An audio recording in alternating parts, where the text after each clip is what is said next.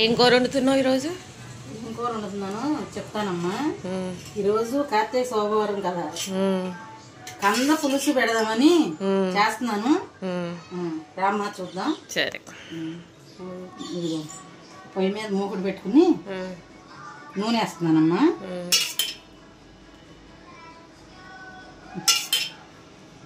సరిపడా నూనె 3 గరిటెలు వేసా.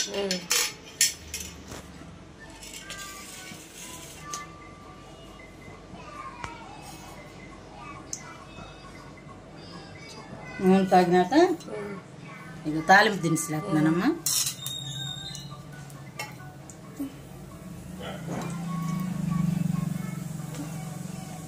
తర్వాత కొంచెం పసుపు,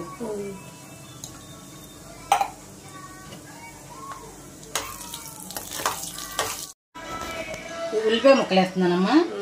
ఉల్లిపాయ ముక్కలు, పచ్చిమిరపకాయ, దీంతో పాటు కరివేపాకు కూడా వేసేస్తున్నా.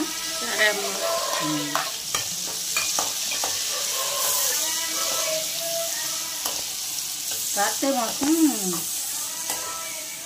సోమవారం కంద పులుసు తింటే మంచిదని అందరూ చేసుకుంటారండి.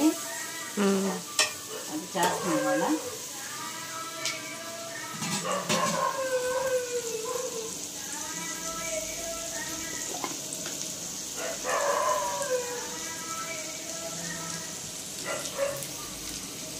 దీనిలో కొంచెం అల్లం కూడా వేస్తున్నానమ్మా.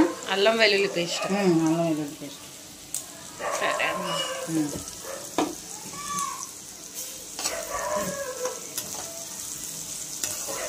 ఇంకా వేగనివ్వాలిగా? వేగాలమ్మా. వేగిన తర్వాత అయిందమ్మా, ఇది అయిపోయింది. ఇప్పుడు కంద ముక్కలు వేస్తున్నా చూడమ్మా. కంద చెక్కు తీసి ఉడకబెట్టుకుని పక్కన పెట్టుకున్నా. ముక్కలు కోసి పెట్టా.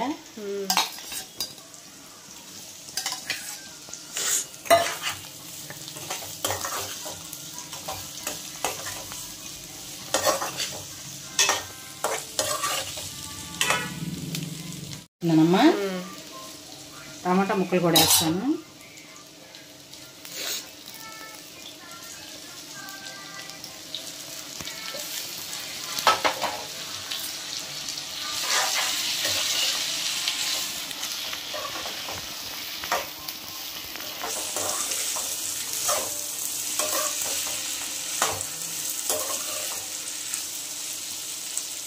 సరే, కొంచెం మగ్గనే అమ్మా.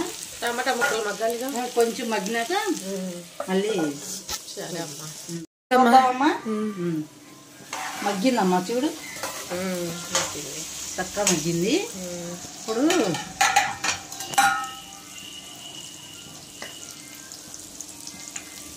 సాల్ట్ రుచికి సరిపడా చేస్తున్నానమ్మా.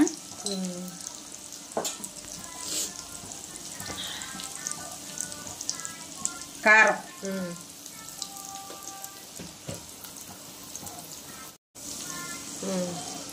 కొంచెం ఉడికినాక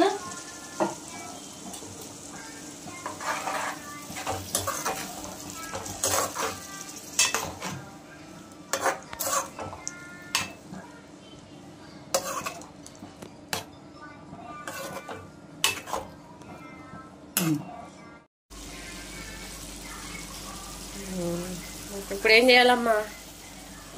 ఇప్పుడు చింతపండు పులుసు పోతానమ్మా. నీళ్ళు పోసి కొంచెం ఉడికింది కదా, ఇప్పుడు చింతపండు పులుసు వస్తున్నా చూడు. చింతపండు ఎంత తీసుకోవాలి? కొంచెం నిమ్మకాయ సైజ్ అంతా. అది నానబెట్టి రసం తీసేసానమ్మా. తీసి పులుసు పోసా. ఉడకాలమ్మ. ఉడికిన తర్వాత చూద్దాం. సరే.